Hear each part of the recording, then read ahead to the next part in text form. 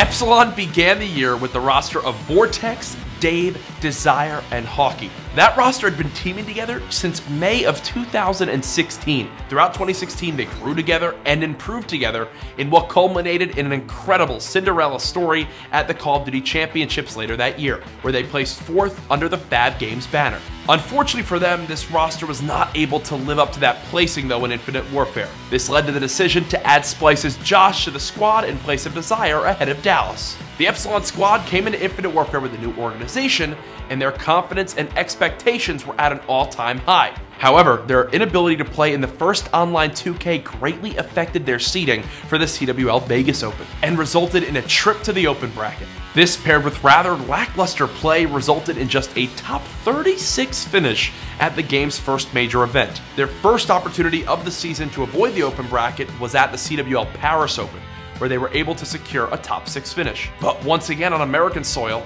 Epsilon had to fight through the open bracket, failing to make their presence felt in Atlanta with just a top 24 finish. Epsilon struggling to close this search and destroy out. The new roster featuring Josh would play their first LAN together at the CWL Dallas Open, where they actually blew a 5-1 lead in Game 5 against Set to Destroy X. That put iGame in an advantage to steal their position for the final Global Pro League spot in the EU region. Luckily for Epsilon, G2 knocked iGame out of the tournament, sealing their bid into the Global Pro League.